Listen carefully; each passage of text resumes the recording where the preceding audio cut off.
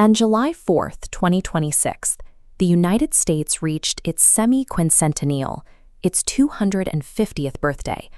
For years, the build-up to this exact date carried an almost impossible expectation, a flawless, unified celebration of American history played out across 50 states. The official preparations were massive in scale. In New York Harbor, the Sail 250 parade brought together historic tall ships representing 40 different nations, all docked tightly together to pay tribute to the milestone. Above those ships, international alliances were projected through high-altitude aerial spectacles. The French Air Force's Patrouille de France painted the sky with bright red, white, and blue smoke trails. When we think about how these milestones will be remembered, we tend to picture a pristine, choreographed scene, a perfectly timed fireworks display reflecting over a still monument pool, the idealized way we assume history will record the event. But the actual record of that day looks very different.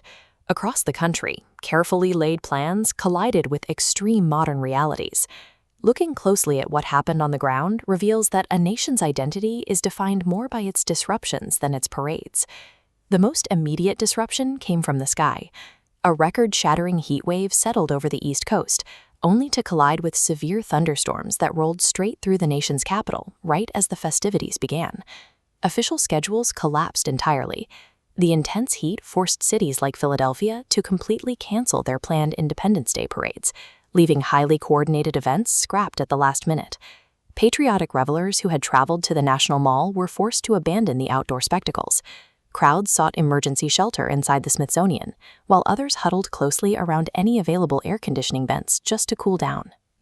The defining images of the afternoon shifted away from grand monuments to immediate survival tactics. Overflowing trash cans stuffed with empty water bottles became the primary symbol of the day's physical toll. Nature refused to accommodate the calendar. On a day designed to look backward at 2.5 centuries of history, the heat and storms forced a crowd of millions into a frantic exercise in immediate emergency adaptation. While the physical environment forced one kind of adaptation, a deeper social friction was playing out simultaneously across a population of 330 million citizens. Many observed the day through solemn, traditional expressions of civic duty.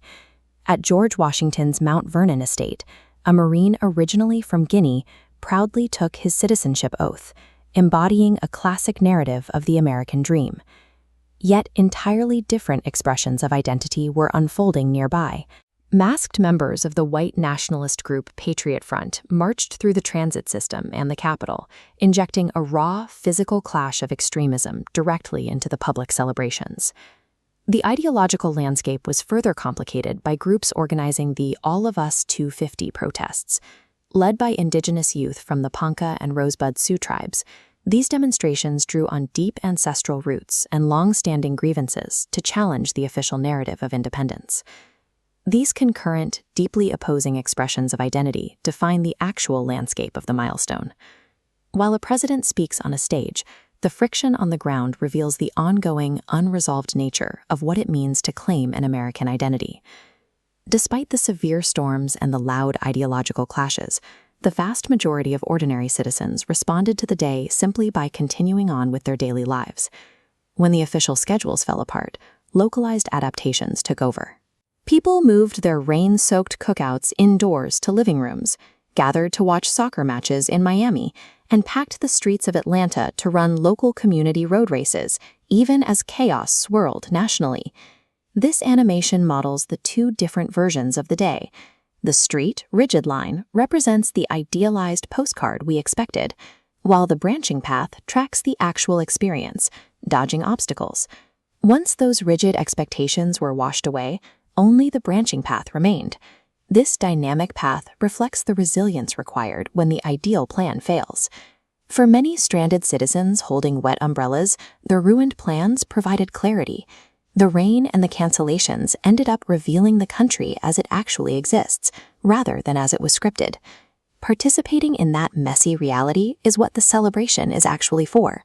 It encompasses the vocal protesters, the crowds evacuating the National Mall, and families holding indoor cookouts.